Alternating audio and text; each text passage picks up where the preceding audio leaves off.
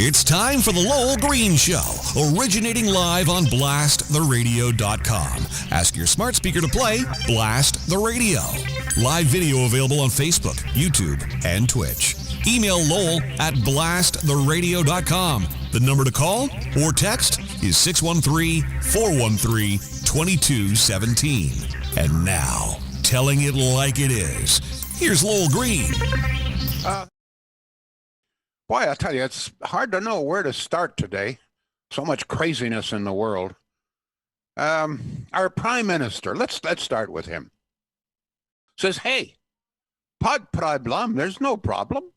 Quebec wants to change the Constitution all on its own, declare itself a nation, and further discriminate against the English minority in the province. Pas de problème. Oh, no, I have no problem with that. Fill your hat, hey, Quebec. Should the other provinces have any say in changing the Canadian Constitution? No. Quebec should be able to do this all on its own. Change the Canadian Constitution on behalf of one province. Pas de problème, says the Prime Minister. Should you legally be able to discriminate against minorities? No problem, pas de problème, says the Prime Minister. You want to discriminate against the English in Quebec? Fill your hat, fill your hat. How do you say fill your hat in French? I don't know. Now, I have a couple of questions in this regard. If Quebec, and I guess it's going to declare itself a nation, will that nation still collect billions of dollars from Alberta? Now, if Quebec has the right to change the Canadian Constitution entirely on its own, set up its own little fiefdom, in effect, further because there's already discrimination against the English-speaking minority, but further discriminate against the English, will that new nation still collect money from the rest of the country? Apparently so. This year, about $9 billion. You know, the so-called $10 daycare that Quebec has? Well, some Quebecers, a few. My daughter could never get it. Quebec, I've got $10 daycare if you're really lucky and know somebody, and if you're liberal. But it's Alberta essentially that paid for that. Well, Alberta, that to me is a key question. Mr. Prime Minister, sir, this nation, this English discrimination nation of Quebec, will it still be able to collect $9 billion from Alberta? I don't know. Sounds like a fair question to me. So that's you folks may have a couple of words to say about that. John, you have a couple of thoughts on that? You've had some experience in the Belle Province, Leo? I mean, briefly, Lowell, I remember as a very young boy in kindergarten taking French immersion, and we were at a Santa Claus breakfast, and I got to sit right next to then Prime Minister Pierre Trudeau. And of course, my mom, oh, John, show the Prime Minister how well you're speaking French. So I sat there beside Mr. Trudeau, who, of course, implemented and instigated French immersion in the first place. And multiculturalism, yes. Yes. Et j'étais là avec le Premier ministre. Je parlais français avec lui. He congratulated me on my French prowess. And it inspired me as a young person to spend every single summer on a student exchange in Quebec. I've been to Chicoutimi, Rimouski. I have been to Sherbrooke. I have been to Thetford Mines. I have lived with families in the province. I have immersed myself in every aspect of French culture. I loved every minute in there, in that province and doing that. Mais je suis pas bilingue. You're still not bilingual. I'm still not bilingual. Who says? People in Quebec. I voiced a commercial, Lowell. I voiced a commercial for a music artist. The only line I had to voice was disponible chez Zellers. Available at Zellers. Get that commercial off the air. That's an Anglophone.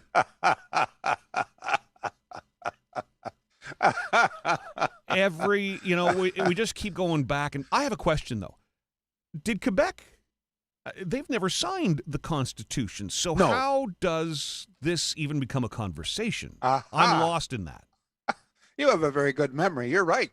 Quebec never signed the Constitution, but apparently, according to Trudeau, Trudeau too, They have the right to change the Constitution, even though they've never signed it, never agreed to it. Oh, it's beautiful. I don't get it. How? I don't know how. Sorry. Gordy. But, one of the crazy things here is, despite the fact that the Prime Minister very clearly is turning his back on the English minority in Quebec, totally turning his back and farting in their face in the process, if I can be so rude and crude. But it's the English minority that are going to overwhelmingly vote for him in the next election. So maybe I can just say, you know what? If the English minority in Quebec votes for Trudeau this time, you're getting exactly what you deserve. Now, on another issue, talking about Quebec, the Bloc Québécois, the party that wishes to destroy Canada as we know it, is joining with the Liberal Party, headed by Justin Trudeau, to pass Bill C-10. Now, I've studied Bill C-10 one way or the other. It's very, very difficult because they keep changing it. There's no question in my mind that when Bill C-10 is passed, that's the end of Rebel, which I think I don't agree with much of what Rebel says and does, No. but they should have the right to say it and do it. It's if we really believe in free speech, it's easy to give free speech to people with whom we agree. Oh, everybody's in favor of free speech if you say something I agree with. It's the people who say things you do not agree with that require freedom of speech. Because if you cannot allow people to say things you do not agree with, we do not have freedom of speech. So I think Rebel is gone. In fact, I would not be the least bit surprised if the main intent of Bill C-10 is to get rid of the Rebel. They have about 1.3 million subscribers. A very, substantial force, let me say that. Now, the next question is, will this be the end of Lowell Green? What's going to happen to Blast the Radio? All I know is that I worked for the better part of 60 years under the control supervision of the CRTC. It was not fun. It was a constant sword of Damocles hanging over my head, and hangs over the head of any broadcaster who has anything to say whatsoever. And on more than one occasion, I was censored. Usually, a couple of times perhaps justified, but mostly not. But the problem here is that if the CRTC has control over Blast the Radio, and essentially has control over Lowell Green and what he says, I suspect that that's the end, certainly, of Lowell Green, anything controversial. Now, it would very well be that the CRTC wouldn't come right out and say that's the end of it. But what happens in things like this is, if we become a thorn in the side of the governing party, the governing party, in this case the Liberals, pick up the phone and talk to, let's say, Facebook and say, listen, you're asking for this, that, and the other thing. We want to clamp down. However, if you were to get rid of this guy Green, he's causing us a lot of trouble.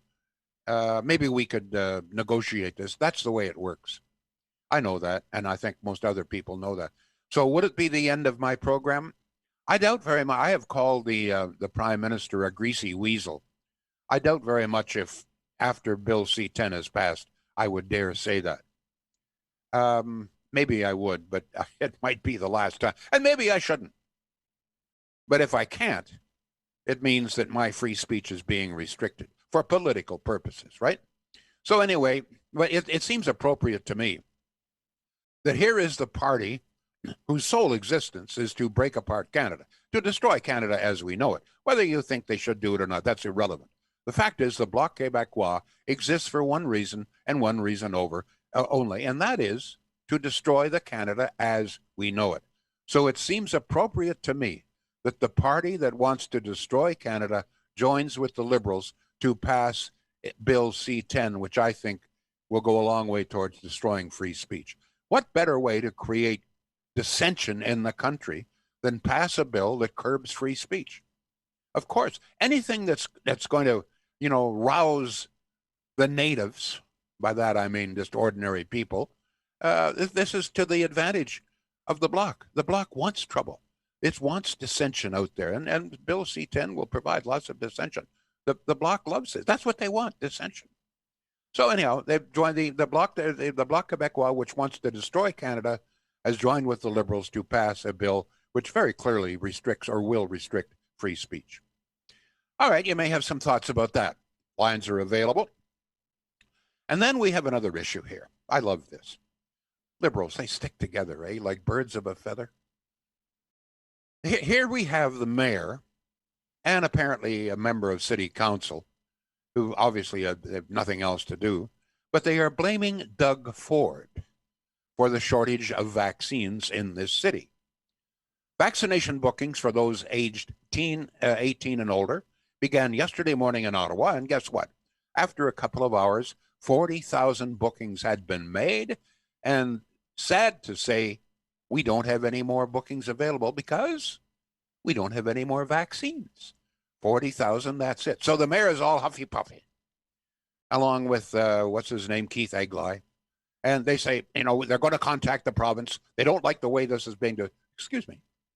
The reason that we only have 40,000 this time is because there's a shortage. I don't know. It may come as a great surprise to Jim Watson. I thought he knew just about everything. That, you know what? Doug Ford is not in charge of supplying vaccines. This is up to the federal government. This is up to your hero, Mr. Watson, Justin Trudeau. The reason, Watson says Ottawa needs more vaccines. Hell's bells. The entire country has needed more vaccines for the past more than 5 months. For more than 5 months, every single province in this country has been screaming, give us more vaccines. The doctors have been screaming. The nurses have been screaming. Long-term care people have been screaming. The government, civic governments have been screaming, give us more vaccines. It's the province. I have news for you, Mr. Watson. And that is that if Doug Ford doesn't have the vaccines from the federal government, then he can't send them to Ottawa. There's a shortage. We are still being rationed. There's still, you see, here's the problem. The Prime Minister very cleverly, this guy really is a weasel. He is somehow or other convinced us that the rollout has begun, that it was all there's vaccines just coming out the yin-yang of everybody. All you got to do is turn around, there's a vaccine, here's a vaccine. Well, it's not. As a matter of fact, we have still such a shortage that even long-term care workers in some cases are not vaccinated, and frontline healthcare workers have only one vaccine, and they're screaming for the second vaccine, but there's none available. So, but we have the mayor and Keith Egley complaining to the province they need more vaccines. Yes, we do. We've needed more vaccines for more than 5 freaking months. And who didn't supply them? Well, the federal government. And who heads the federal government? Well, fellow Liberal Mr. Watson, Justin Trudeau. He screwed up. He fooled and frigged around with the Chinese government for several months, trying to, for some ungodly known reason, tried to convince China to manufacture vaccines in Montreal. Finally, the Chinese, for one reason or another, chucked it. And so by this time, almost everybody else has ordered all of their vaccines, so we're left in the lurch. So that's why we don't. So no, it's not just in Ottawa. Apparently Hamilton is screaming as well. People signed up there, and there's no vaccines to be had. We don't have enough vaccines. Even with this great new rollout, they're talking about 2 million vaccines. Folks, we're now more than 5 months. I've said this 1,000 times. We're more than 5 months into this vaccine program, and still 50% of our population doesn't even have one shot. They don't. And how many people in this country have both shots and are fully protected? Still less than 4%. People are looking at the United States and saying, hey, how come the arenas are full now? By the way, the Cincinnati Reds have just announced that they're going to open their park, the Ball Diamond, everybody. There'd be 45,000 people there. Cleveland Indians, right across the lake from Toronto, Cleveland Indians are opening up full. Okay? Why? Well, because about 70% of all the people in Cleveland have received at least one shot, and about 40% have received 2 shots. That's why. So the Toronto Blue Jays can't even come into Toronto, for God's sake, but just across the lake, Cleveland is going to have 45,000 people in the stadium. But it's Doug Ford's problem, apparently. Ay, ay, ay, ay, ay. Now, I better get a word in here from my good friends up at Shields in Pakenham. I must tell you, um, I have a couple of complaints, but this is really not earth shattering. But you know, you talk about deceptive marketing, and I believe that the Prime Minister is engaged in deceptive marketing now when it comes to vaccines. But I want to give you another example. Can you see that? You see that? That's corn pops, right? That's a container of corn pops. Now, I don't know how much my wife paid for this. We don't have the bill, but I suspect $5 or $6. And it looks just like a regular container of corn pops, right? I want to show you the deceptive marketing. Look at how thin that is. Now, I don't have one to compare it with. Look at how thin it is. It's about half the width of most other cereals. You know how much corn pop, and by the way, I don't ordinarily eat corn pops, but I just had a craving for corn pops. Okay. You ever have a craving like that, John? I had a craving for corn pops. Have you seen me? I get cravings for things all the time. So Deborah goes out and buys this thing of corn pops. Guess how many corn pops were in it? First of all, not only is it about half the width of an ordinary container, but it was only about half full. I had 3 small bowls of corn pops out of that whole box. That's it, for $5 or $6. Now, the other thing, and I'm supposed to be doing a commercial here for Shields. Yes. So I'll get to it. Okay. In addition to being taken by the deceptive marketing of corn pops, we had what we were supposed, beautifully marinated sirloin steaks. They were on special. They were so damn tough, it was like trying to eat shoe leather. We finally threw them out. Now, you have to be careful what you throw out around here because we have bears. But no, we didn't throw it out that way, but we couldn't eat it. I paid about $10 for this bloody, supposedly, prime, whatever it is, sirloin steak. And it's as tough as old. I would sooner eat I don't know. I would sooner eat here. This is a stapler guy. I'd sooner eat that. It's more tender than the damn steak. So, roll of toilet paper here. That's to blow my nose. Anyway, so the reason I'm talking about this is, I was crazy. If we want some good steak, you should go to Shields up there in Pakenham. They in addition to being one of the largest appliance dealers anywhere and one of the best as far as I'm concerned, they got a great little butcher shop there, and they use only local grown beef. I would suspect that the steak that we couldn't eat was probably some 50-year-old bull that couldn't perform anymore, and I just chop them up. Or maybe an old dairy cow that wouldn't produce any more milk. That's what they're selling for prime beef.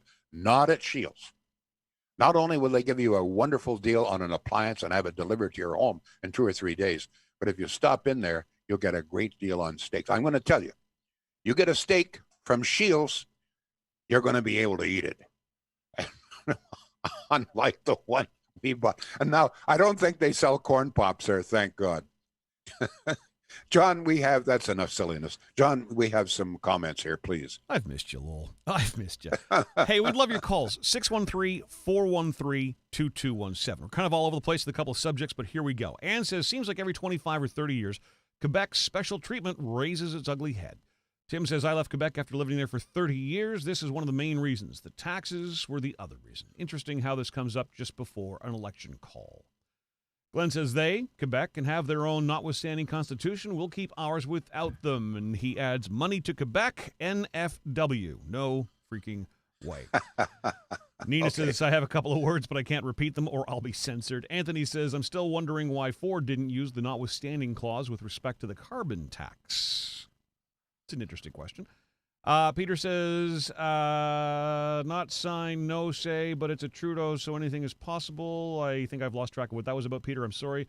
Let's move on here. Peter says, Bill C-10 kills rebel media and other conservative outlets in Canada. They only allow left-wing socialists to publish news and events.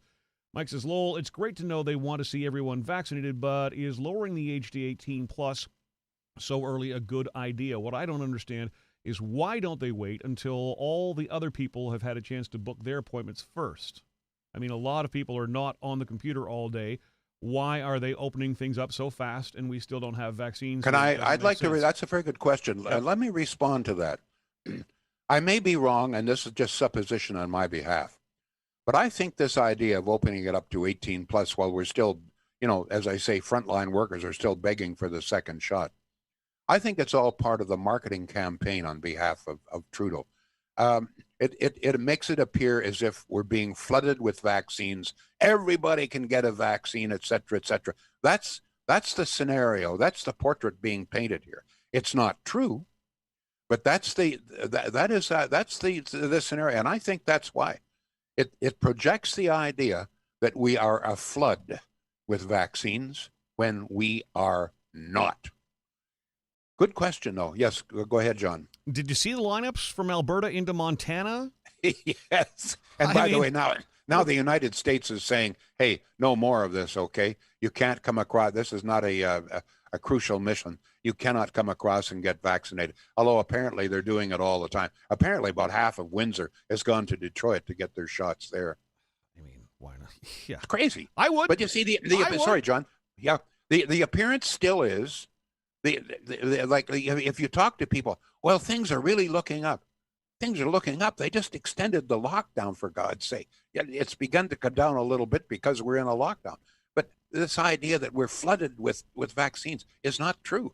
Less than 50% of us have still been vaccinated with one shot.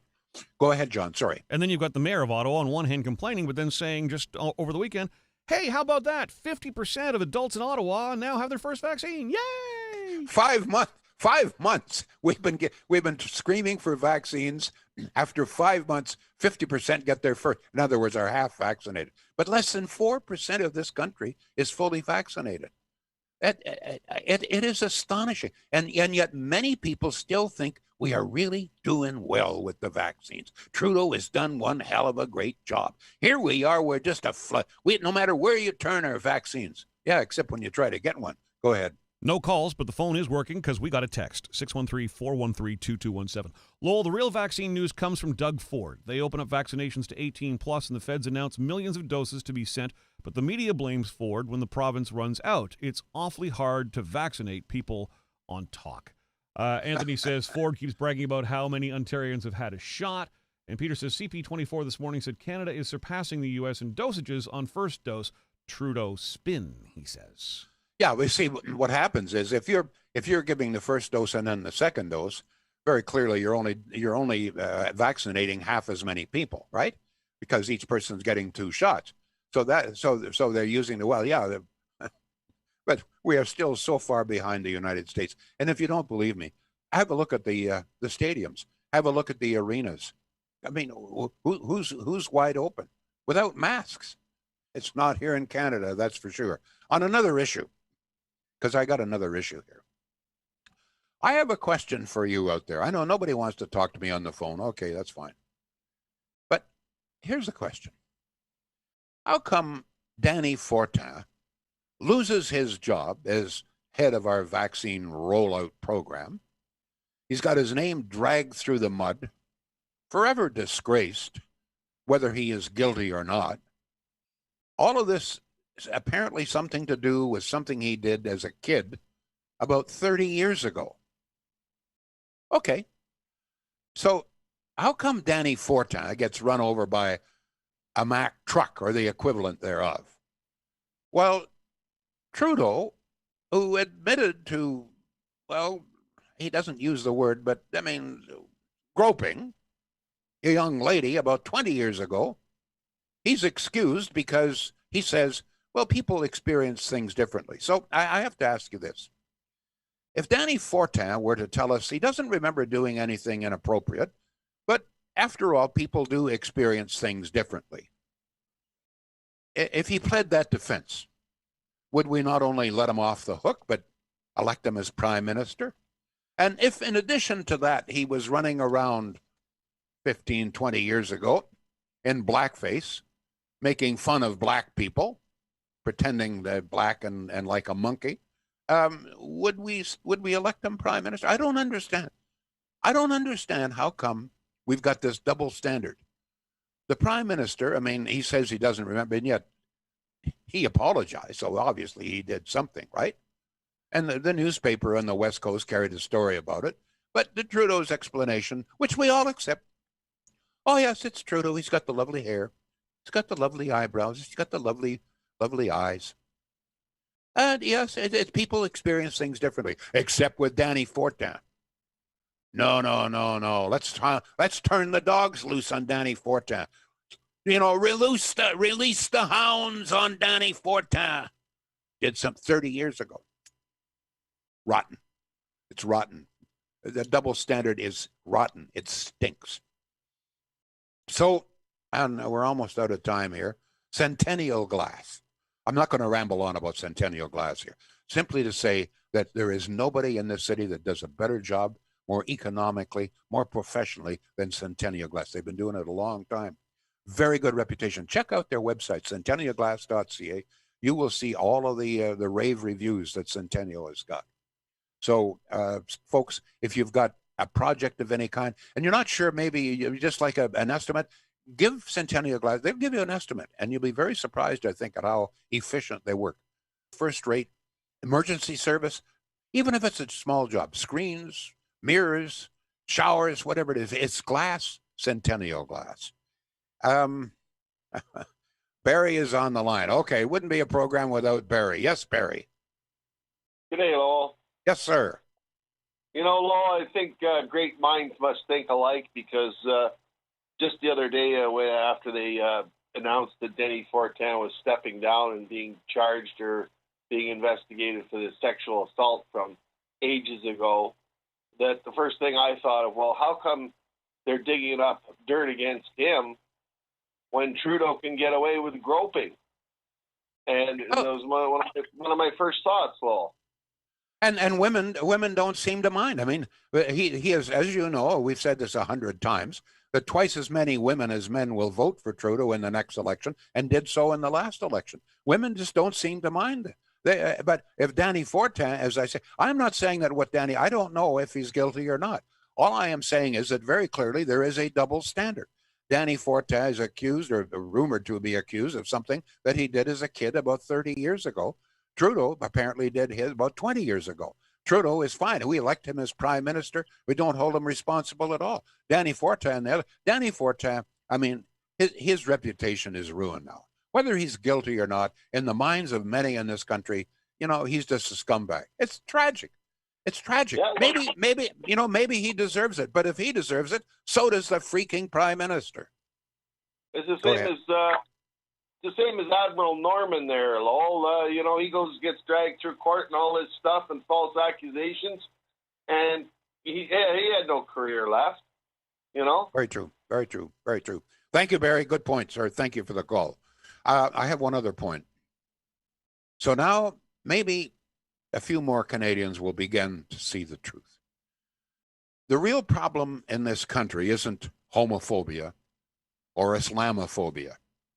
I mean, we're always being pounded, Islamophobia, homophobia, all the phobias and so forth. The real problem, let's be honest, the glaring, disgraceful problem is anti-Semitism.